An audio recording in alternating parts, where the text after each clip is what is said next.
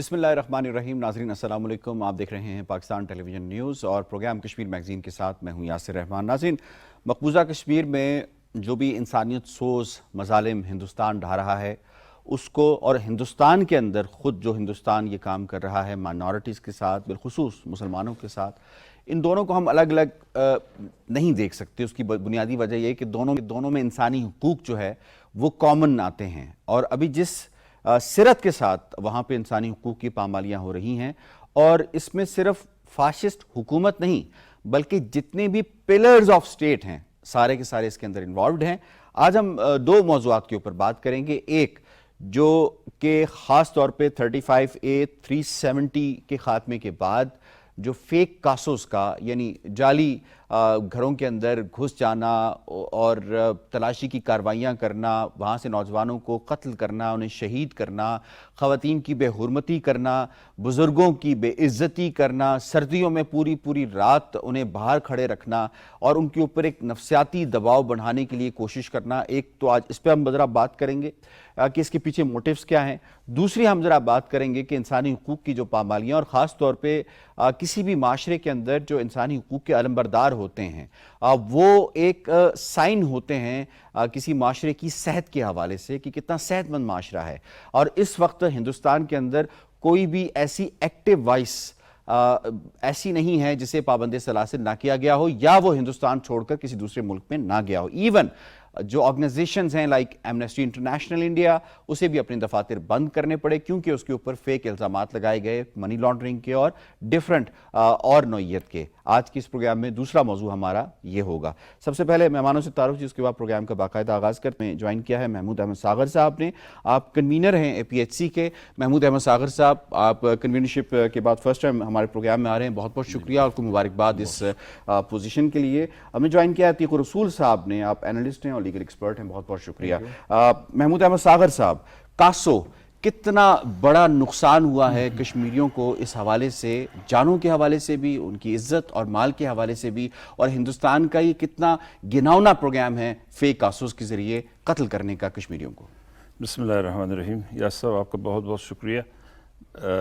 دیکھیے، بنیادی طور پہ جیسے آپ نے اس بات کا ذکر کیا، اگر ہم اس چونکہ پیچھے تھوڑا سا جائیں، 1947 میں سب سے بڑا جو ایک مسخر ہوا کشمیریوں کے ساتھ وہ جموں میں واقع پذیر ہوا. اس کی تفصیلات میں جانے کے باوجود لیکن وہ کوئی چھوٹی تعداد نہیں تھی. تقریباً 2.5 لاکھ سے زیادہ کشمیری مسلمانوں کو شہید کیا گیا، اور دھوکے سے شہید کیا گیا. ان کو یہ کہا گیا کہ جی آپ پاکستان لے جائیں گے، لیکن راستے میں ان کو شہید کیا گیا. اور آج تک اس کے اوپر کوئی انٹرنیشنل کمیشن نہیں ہوا، کوئی اس پہ بات نہیں ہوئی کہ یہ واقعہ ہوا کیسے اور کیوں ہوا. اس کے بعد چونکہ 14 اگست کو پاکستان مارک سے وجود میں آیا، 15 کو ہندوستان آیا.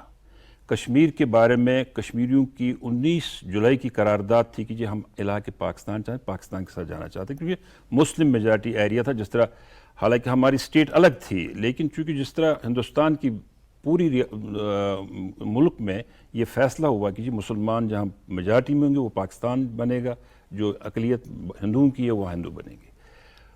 لیکن ہندوستان نے اسی فیصلے کے فوراً بعد 27 اکتوبر کو ایک دھوکے کے ساتھ کشمیر میں فوجیں اپنی اتاری. یہ سلسلہ تب سے شروع ہوا، قتل و غارت کا، نقصانات کا. اس کے بعد پھر لیکن اس کے ساتھ ساتھ ہندوستان اقوام متحدہ میں چلا گیا، اور ہندوستان نے ہی اقوام متحدہ میں اس بات کا وعدہ کیا کشمیریوں کے ساتھ، جب پاکستان اپنے کیس کی پیروی کے لیے، اور آزاد کشمیر کی طرف سے سردار ابراہیم خان صاحب اور مقبوضہ جموں کشمیر کی طرف سے شیخ عبداللہ بھی وہاں پہ موجود تھے.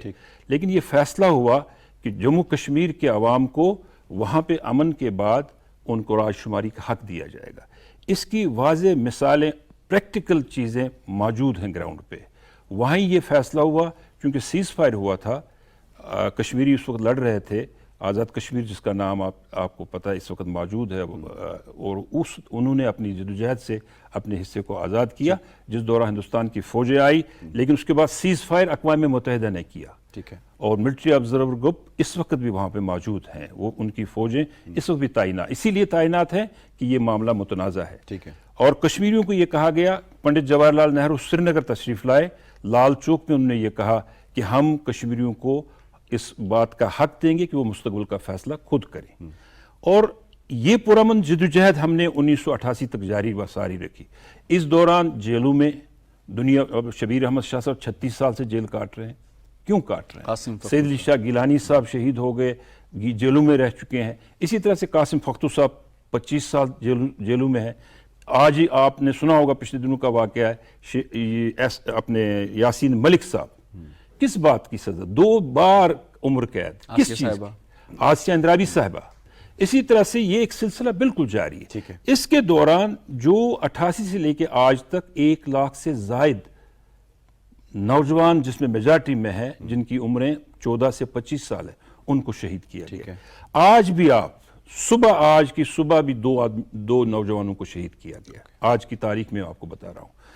یہ سلسلہ ہندوستان جس لحاظ سے کر رہا ہے اور جس لیے کر رہا ہے اس کو یہ سمجھ اب آنی چاہیے کہ اب ذرا کاسوس پہ آ جاتے ہیں. اسپیسیفک جو ان کا ایک طریقہ کار ہے جس کے تحت یہ کشمیریوں کو شہید کر رہے ہیں, انہیں ہراساں کر رہے ہیں, ان کی عزتوں کو پامال کرنے کی کوشش کر رہے ہیں, اس کے اوپر ذرا بات کیجیے گا. کتنا یہ خطرناک یہ رخ اختیار کر گیا ہے. دیکھیے میں آپ سے اسی طرف آنا چاہتا تھا. بنیادی دیکھیے آپ اس چیز کو اس کے ساتھ جوڑیں اور اس کے بعد دیکھیے کیا ہندوستان اس میں کامیاب ہوا آج تک کہ کشمیریوں کو, مقصد اس کا کاسو کا کیا ہے, کشمیریوں کو اپنی جدوجہد سے الگ کیا جائے, ان کو یہ کہا جائے کہ جی آپ کو آزادی نہیں ملے گی, حق خودارادیت نہیں ملے گا, آپ اس سے دربدار. وہ چاہے ہمارے املاک کو نقصان پہنچائے, ہمارے جوانوں کو شہید کرے, لیکن جب تک کشمیریوں کا وہ حق نہیں ملے گا جس کی گارنٹی دنیا نے کی ہے, تب تک ہندوستان کچھ بھی کرے. لیکن اب جو اس کے ساتھ ساتھ دنیا کی ذمہ داری بنتی ہے. دنیا کی ذمہ داری پہ آتے ہیں. مجھے شارٹلی ذرا انوالو کرنا ہے ایڈوکیٹ صاحب آپ کو بھی. بڈگام ہو, گاندربل ہو, اسلام آباد ہو, شوپیاں ہو, بارہمولہ ہو, کپواڑہ ہو, بانڈی پورہ ہو, اس کے علاوہ جموں ہو, کٹھوا, ڈوڈا, کشتواڑ, یہ ابھی ریسنٹ ڈیز کے اندر یہاں پہ کاسوس کیے گئے ہیں اور نوجوانوں کو جس طرح سے کنوینر صاحب نے فرمایا انہیں شہید بھی کیا گیا ہے. یہ فرمائیے گا کہ دنیا میں کوئی قانون الاؤ کرتا ہے کہ وداؤٹ اینی وارنٹ آپ رات کے اندھیرے میں کسی کے گھر میں گھس جائیں, چادر اور چار دیواری کا تقدس پامال کریں؟ ویئر از جوڈیشری ان آل دس؟ بسم اللہ الرحمن الرحیم. دیکھیں آپ نے دنیا کا ذکر کیا کہ دنیا میں قانون کہیں موجود ہے, تو دنیا میں کہیں ایسا قانون موجود نہیں ہے. یہ صرف انڈیا میں آر ایس ایس کی سوچ اور ہندوتوا کی جو سوچ رکھنے والے لوگ ہیں انہوں نے یہ متعارف کرایا ہے اور وہ اس پر عمل درآمد بھی کر رہے ہیں. بڑی پریشان کن صورتحال یہ ہے کہ جو انٹرنیشنل کنونشنز اور ٹریٹیز ہیں ان کو اگر سامنے رکھیں, اور انڈیا نے جو قوانین بنا رکھے ہیں, چاہے آپ arm forces special power act دیکھیں, چاہے آپ ٹاڈا دیکھیں, چاہے آپ جو دیگر ان کے قوانین ہیں وہ دیکھیں, اور ان سب کو جب کمپیریزن کریں گے تو وہ آپ کو ان کی جو کلیئر وائلیشن ہے نظر آئے گی. لیکن اس پہ دنیا خاموش ہے. اب انہی قوانین کا سہارا لے کے انہوں نے اپنی آرم فورسز کو یہ اجازت دے رکھی ہے کہ آپ جو کارڈن اینڈ سرچ آپریشن کا جس طرح سے آپ ذکر کر رہے ہیں, وہاں سے نوجوانوں کو اٹھاتے ہیں, بارڈر پہ لے جاتے ہیں, ان کو شہید کرتے ہیں, اور پھر دنیا کو دکھاتے ہیں کہ ہم نے یہ جو ہے انکاؤنٹر کیا ہے, اور اس میں یہ ہمارا دہشت گردوں سے ہماری ایگزامپل ابھی کشمیری شوکت کی ہے جی جسے اٹھایا گیا اور شہید کیا گیا. ٹھیک ہے, یہ تو آپ ہسٹری ہے, آپ 2020 سے پھر 22 ابھی یہ جو آپ بیک ورڈ چلے جائیں 2000 تک آپ کو مختلف علاقوں میں مختلف مثالیں نظر آتی ہیں جہاں پر یہ نوجوانوں کو اٹھاتے ہیں, اور ٹارگٹ بھی دیکھیں نوجوانوں کو ایسے کرتے ہیں کہ جو ایکٹیو ہیں, اپنی ان کی سوشل لائف کمپیریٹیولی بہتر ہے, جو آگے ایکسل کر سکتے ہیں, ان کو ٹارگٹ کرتے ہیں اور پھر دنیا کو یہ دکھاتے ہیں کہ یہ دہشت گرد تھے, یہ جو ہے وہ ہمیں نقصان پہنچا رہے تھے, ہمارے اس کشمیر کے جو بھی معاملات ہیں ان کو. تو اب دنیا کیا کر رہی ہے, UDHR کو آپ دیکھ لیں, آپ جو ان کے دیگر کنونشنز ہیں ان کو دیکھ لیں, اور انڈیا کا جو کانسٹیٹیوشن, اپنا جو کانسٹیٹیوشن انہوں نے بنا رکھا ہے جو دنیا کی آنکھوں میں دھول جھونکنے کے لیے کہ یہاں پر مائنورٹیز کو آزادی ہے, یہاں پر جو دیگر بسنے والی قومیں ہیں ان سب کو آزادی ہے. تھوڑا سا جوڈیشری کو اب وہ پوائنٹ میں ادھر ہی لے کے جا رہا ہوں. کانسٹیٹیوشن بیسیکلی اس کی ایک آپشن ہوتا ہے اس کی تشریح, جی بالکل موجود ہوتا ہے, لیکن اس میں ساری چیزیں دیکھنی, کانسٹیٹیوشن کی تشریح کرتی ہے سپریم کورٹ, سپیریئر کورٹس ان کی تشریح کرتی ہیں, بجائے اس کے کہ وہ قانون کو جو ہے وہ شیلٹر فراہم کریں. ڈائریکٹ انڈر آ گئے ہیں نا 35/370 کے خاتمے کے بعد. اس کے بعد یہ ان کے بیسیکلی ایک پلان تھا.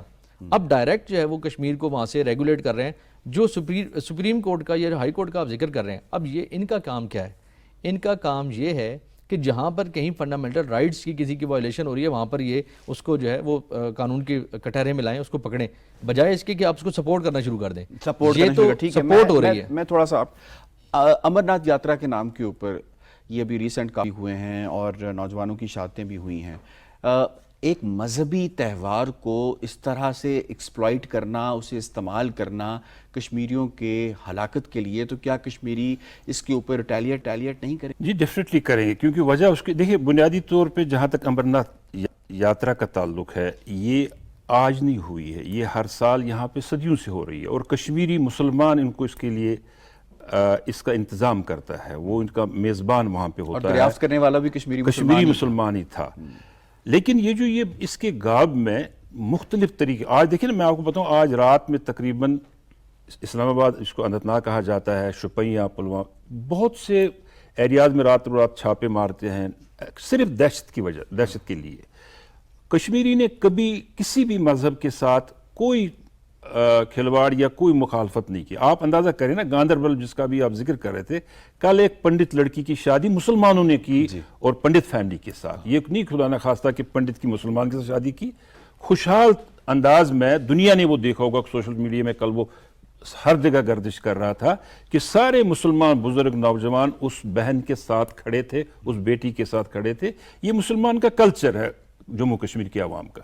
لیکن اب دیکھیے یاس صاحب، جس ریاست میں 9 لاکھ سے زائد فوجیں موجود ہوں، کس لیے ہیں وہ؟ ہندوستان کا دعویٰ یہیں پہ ختم ہو جاتا ہے نا، کہ اگر ہندوستان کشمیریوں کو اپنے ساتھ رکھنا چاہتا تھا یا رکھ سکتا تھا، پھر 9.5 لاکھ فوج کی کیا ضرورت تھی؟ ٹھیک ہے، اس نے پچھلے 30 سال میں خاص کر 47 سے 88 تک، جیسے میں نے کہا کہ ہم پرامن تھے، جیلوں میں ہوتے تھے، میں خود جیل 12 سال رہ چکا ہوں، لیکن جو موجودہ صورتحال جس پہ آپ ابھی وکیل صاحب سے بات کر رہے تھے، یہ 89 کے بعد تمام قوانین کا تہس نہس کیا گیا، ٹھیک ہے، اور ان قوانین کے تحت آپ کو کسی چیز کی اجازت کی ضرورت ہی نہیں ہے اس بات کے لیے کہ میں محمود ساگر کے گھر جا رہا ہوں۔ یہ اپنی مرضی سے لوگوں کو اٹھا رہے ہیں، اپنی مرضی سے لوگوں کو مار رہے ہیں، جوڈیشل کلنگ کریں، کچھ بھی کوئی پوچھنے والا نہیں ہے۔ اس پہ ٹیلی فون لائن پہ ہمیں جوائن آپ ڈاکٹر عرفان اشرف صاحب نے، آپ ترجمان ہیں حکومت آزاد کشمیر کے، ان سے بات کر لیتے ہیں۔ عرفان اشرف صاحب، اس وقت جو معاملات پیدا ہو رہے ہیں، امرناتھ یاترا کے نام کے اوپر ہوں، کاسوس کے نام کے اوپر ہوں، معصوم کشمیریوں کو شہید کیا جا رہا ہے، بالخصوص یوتھ کو اس کا نشانہ بنایا جا رہا ہے، کتنا کنسرننگ ہے یہ کشمیر کی اس سائڈ کے لیے بھی، اور اوورآل اگر آپ دیکھا جائے تو ورلڈ کمیونٹی کے لیے؟ جی دیکھیے حکومت آزاد کشمیر بیسیکلی جو اس کا مینڈیٹ یہ ہے، اس کے جو اس وقت جب یہ بنی تھی آزاد کشمیر ہمارے وجود میں آیا ہمارے اجداد کی قربانی سے، اس میں عبوری حکومت کو بنانے کا ایک جو بیسک آبجیکٹو تھا کہ ہم نے موجودہ کشمیر کی آزادی کی پروجیکٹ کو آگے لے کے چلنا، اور حکومت آزاد کشمیر اس پہ قائم ہے۔ موجودہ جموں کشمیر میں ہونے والے جو بھی ڈیولپمنٹس ہیں، وہاں کس طرح جو جس انداز میں اس نے کشمیری کی آواز کو دبانے کے لیے جو اسرائیلی اس نے استعمال کیا، اور میں جو جبر اور ظلم کے وہ باہر کشمیر میں چھوڑ رہا ہے، اس کے خلاف وہ جہاں کشمیر کی عوام اپلائی دیوار ہے، اسی طرح حکومت آزاد کشمیر اس معاملے کو نیشنلی اور انٹرنیشنلی ہائی لائٹ کرنے میں اپنا کردار ادا کر رہی ہے۔ ریسنٹلی پریزیڈنٹ AJ کے یورپ کے، اور وہاں انہوں نے پرائم منسٹر کو انہوں نے میمورینڈم پیش کیا، اور اس سے قبل دنیا کے مختلف ممالک میں اس ٹینیور کی بات کر رہا ہوں، یہ جو پچھلے جنرل الیکشن کے بعد جب یہاں آزاد کشمیر میں گورنمنٹ بنی ہے، اور اسی طرح ماضی کی حکومتوں نے بھی اپنا کردار کیا۔ لیکن باٹم لائن یہ ہے کہ جو اس وقت جو ہمارے لیے ایک بڑا چیلنج ہے کہ ہندوستان نے یہ اس کا تہیہ اس نے کر رکھا ہے کہ وہ کشمیریوں کی تحریک آزادی کو کچلنے کے لیے تمام تر مارل ویلیوز سے نیچے گر چکا ہے۔ ہیومن رائٹس وائلیشن کوئی ایسی خلاف ورزی نہیں ہے جو مقبوضہ کشمیر میں نہیں ہو رہی، چاہے وہ گمنام قبریں ہیں، چاہے وہ بلیک لاز ہیں، چاہے وہ ایکسٹرا جوڈیشل مرڈرز ہیں، فیک انکاؤنٹرز ہیں، سرچ آپریشنز کے نام پہ لوگوں کے شہید کیا جا رہا ہے۔ اسٹوڈنٹس جو پاکستان اور آزاد کشمیر کے تعلیمی اداروں میں تعلیم حاصل کرنے کے لیے آتے ہیں، واپسی پہ انہیں گرفتار کیا جا رہا ہے، ان سے پوچھ گچھ کی جا رہی ہے۔ یعنی ہندوستان نے یہ فیصلہ کر لیا ہے کہ اس نے تحریک آزادی کشمیر جو کہ اس موومنٹ ہے، اس کو ختم کرنے، اس کو کچلنے کے لیے وہ اپنی پوری بروٹل فورس استعمال کر رہا ہے۔ تو اس وقت اس چیلنج سے نمٹنے کے لیے ہمیں آپ کو، میڈیا کو، APHC کو، اور اسی طرح سے فارن آفس پاکستان کو مل کے ایک ایسی منظم حکمت عملی کی طرف جانا ہے اور ہم اس کی طرف کچھ کر رہے ہیں. کہہ رہے یونیفائڈ اپروچ کی ضرورت ہے. ٹھیک ہے ڈاکٹر عرفان، بہت بہت شکریہ آپ کا. اب تھوڑا سا اپنے پروگرام کے دوسرے ٹاپک کی طرف جو ہندوستان میں اس وقت ہو رہا ہے. زبیر ایک صحافی بھی ہے اور آلٹ نیوز ایک ویب سائٹ ہے، اس کے اوپر فیکٹ چیکنگ کا یہ کام کرتا ہے. اسے پکڑ کے ود آؤٹ گیونگ ہم دا ایف آئی آر کاپی، اور اسے اس وقت جو ہے وہ غیر ایک ایسے مقام پہ جو کہ آئیڈینٹیفائڈ نہیں ہے وہاں پہ اسے شفٹ کر دیا گیا ہے. اسی طریقے سے تیسٹا سیتا واد ہے، اس کے اوپر بڑا کنسرن آ رہا ہے. یونائٹڈ نیشنز کے جو ریپورٹور ہیں وہ بھی بات کر رہے ہیں، اور باقی اس وقت ہندوستان کے اندر جو انسانی حقوق کی پامالیاں بالخصوص مسلمانوں کو ٹارگٹ کیا جا رہا ہے، اس کو آپ کس طرح سے دیکھتے ہیں؟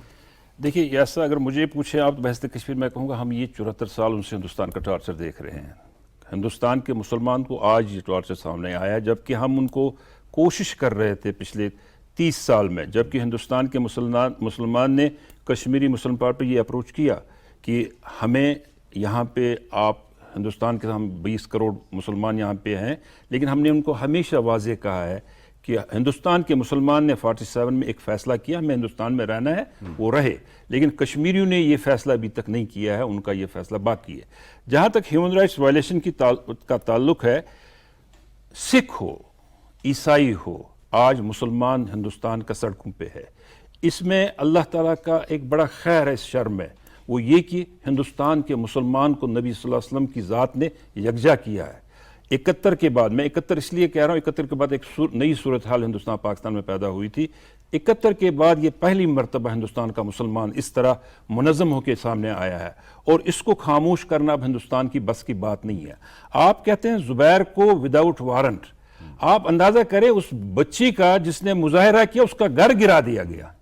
اب یہ بھی بتا دیجیے کہ یہ سب کچھ کیوں ہوا. نوپور شرما جس کا جو کیس ہے زبیر بھی سامنے لے کر آیا، جس کا کیس اس بچی نے بھی بطور مسلمان جو ہے اس کے والد نے بھی سامنے کیا، وہ کیا گرفتار ہوئی ابھی تک؟ دیکھیے یہی تو آپ آواز اٹھانے والے گرفتار ہو گئے، جس نے کمٹ کیا ہے وہ گرفتار. یہ اس وقت جو حکومت ہندوستان میں ہے، یہ ہندوتوا کی حکومت ہے، RSS کی حکومت ہے. انہوں نے یہ فیصلہ کیا، یہ سمجھتے ہیں، حالانکہ یہ ان کی بالکل وہ کہتے ہیں نا کہ وہ ایک گمان ہے کہ یہ ہندوستان میں اسی طرح چلیں گے. 22 کروڑ جہاں تعداد ہو کسی قوم کی، وہ دبائی نہیں جانا، ختم کی جا سکتی. یہ ان کو یہ وہم گمان میں نہیں.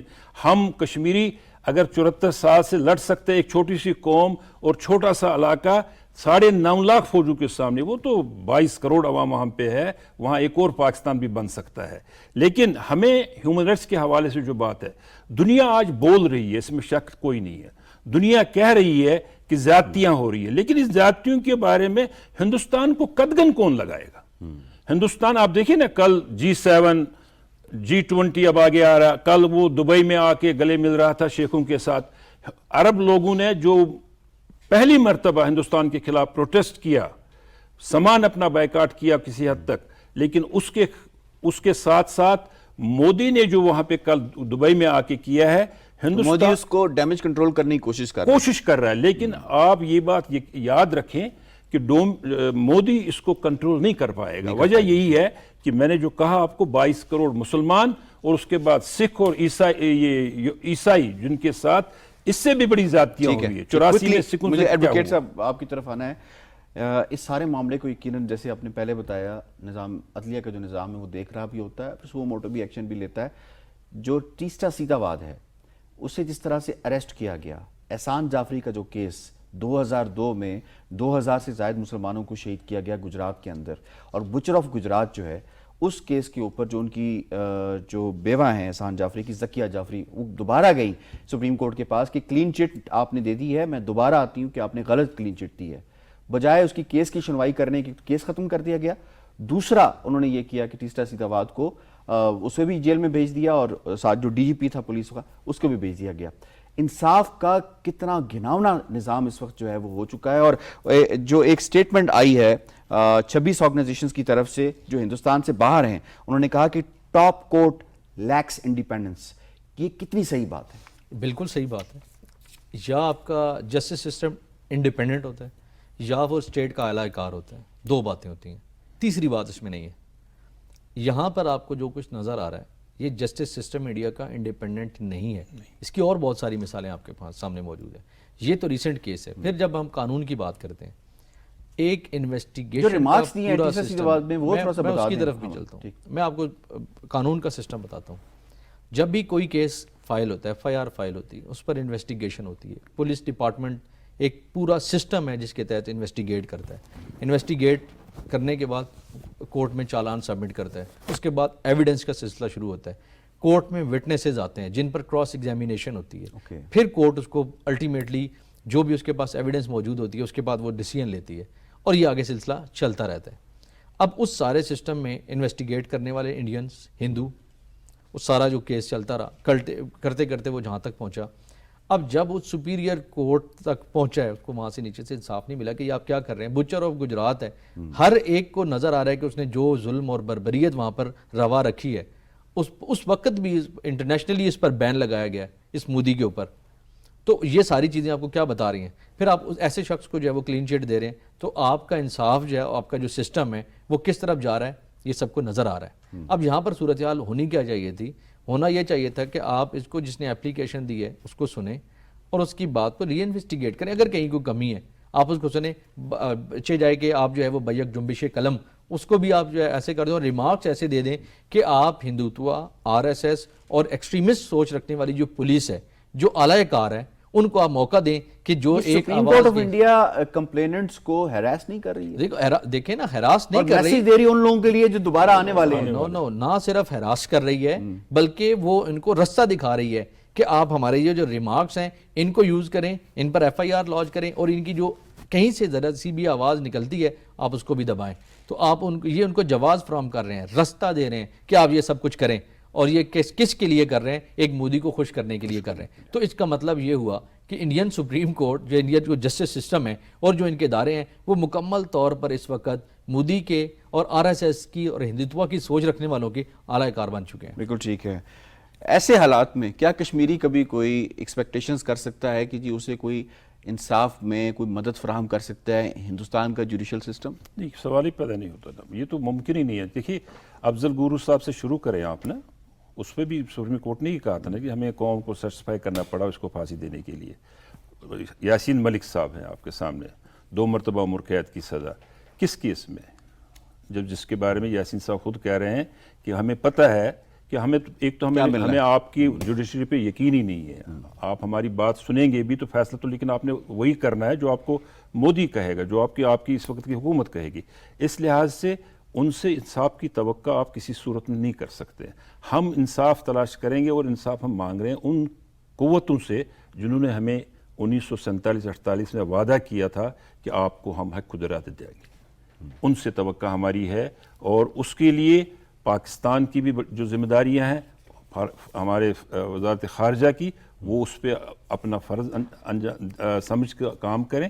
انشاءاللہ الرحمن ہندوستان کی جوڈیشری سے اور بذات خود ہندوستان سے آپ یہ توقع نہ رہے کہ وہ آپ سے کوئی انصاف کرے. بالکل ٹھیک ہے جی, بہت بہت شکریہ جی آپ کا for coming into my programme, advocate صاحب آپ کا. اور بالکل ناظرین, یہ بات تو سامنے ہے کہ اس وقت جو انسانی حقوق کی پامالیاں ہو رہی ہیں, انٹرنیشنل کمیونٹی کی جو خاموشی ہے, اور صرف اس کی کنسیڈریشن ایک ہی ہے کہ اکنامک مائٹ بنتا جا رہا ہے ہندوستان. اصل میں اس کی حقیقت کیا ہے؟ جہاں پہ انسانی حقوق کی اتنی زیادہ پامالیاں ہوں وہاں پہ کبھی نہ اکانومی فلرش کر سکتی ہے اور نہ ہی کوئی اور کام جو ہے وہ آگے چل سکتا ہے, کیونکہ پورا نظام مفلوج کر دیا ہوا ہے. آر ایس ایس نے. پروگرام کشمیر میگزین سے اتنا ہی. یاسر رحمان کو دیجیے اجازت, اللہ نے کے بعد.